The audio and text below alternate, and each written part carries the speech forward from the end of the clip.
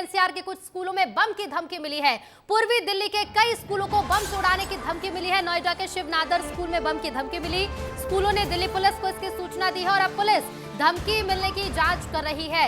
Delhi NCR के कुछ स्कूलों में बम की धमकी मिली है। पूर्वी दिल्ली के कई स्कूलों को बम से उड़ाने की धमकी दी गई है। नोएडा के शिव नादर स्कूल में बम की धमकी मिली तो वहीं स्कूलों ने दिल्ली पुलिस को इसकी सूचना दी और अब पुलिस धमकी के एंगल से जांच कर रही है। इस मामले की जांच की जा रही है कि आखिर किसने ये धमकी दी है। पहले भी कई बार ये मामले सामने आ चुके हैं जब दिल्ली के स्कूलों को बम से उड़ाने की धमकी मिली और एक बार फिर से स्कूलों को बम से उड़ाने की धमकी मिली है।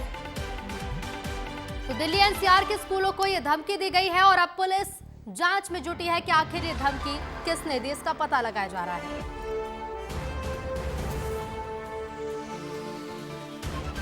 आज सुबह एक सूचना मिली थी शिवनादर स्कूल से 8:08 बजे करीब कि यहाँ पर बम की सूचना है। इस पर तुरंत हमारा सारे शामाएं एडिशनल हमारे डीसीपी, एसीपी, बम डिस्पोजल और डॉग स्क्वाड, फायर सर्विस सभी लोग आए और इसे थारोली चेक कर लिया गया।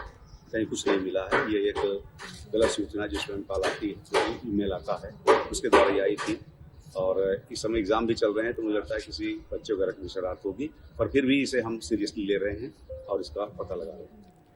और सीधे रुक करेंगे, हमारे साथ संवाददाता अमृत तिवारी लाइव जुड़ रहे हैं। अमृत, देखिए पहले भी कई बार ऐसे मामले सामने आए हैं जब स्कूलों को बम से उड़ाने की धमकी मिली हो और एक बार फिर से कई स्कूलों को धमकी मिली। क्या कुछ अभी तक जांच में निकलकर सामने आया अमृत?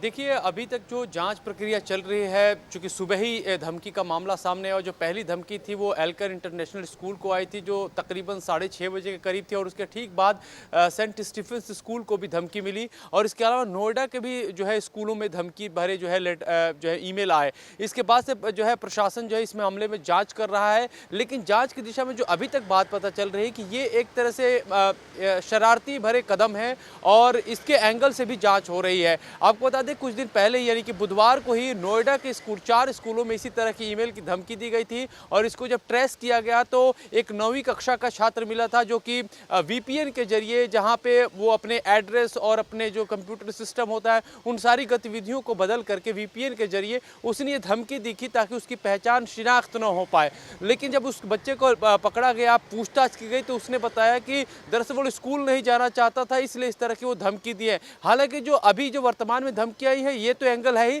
साथ ही साथ पुलिस प्रशासन जो है कोई लूपहोल्स नहीं रखना चाहते हैं, इसलिए इसको दूसरे एंगल से भी जांच कर रही है कि इसमें कहीं कोई आपराधिक मंसूबा तो नहीं छिपा हुआ है। लेकिन लगातार इस तरह से जिस तरह से घटनाएं आ रही हैं वो एक बड़ी चिंता का विषय जरूर है, क्योंकि पिछली दफे भी दिल्ली के स्कूलों में आपने देखा होगा कि लगातार धमकियां चली थी। उस समय भी एक 12वीं का छात्र पकड़ा गया था जो कि स्कूल से नाराज था और इस तरह की धमकियां दे रहा था। तो पुलिस प्रशासन के लिए एक बड़ी चुनौती बन जा रही है कि कहीं इसी के बीच में कोई आपराधिक घटना को अंजाम न दे दिया जाए। चुनौती है और इसके साथ ही बहुत जरूरी भी है कि सख्त कार्रवाई भी अब हो, क्योंकि लगातार ये मामले सामने आ रहे हैं और ऐसे में बच्चों की पढ़ाई भी डिस्टर्ब होती है और कई तरह की देखिए कई तरह की खबरें भी फैलती। फिलहाल शुक्रिया अमृत आपका जानकारी के लिए। तो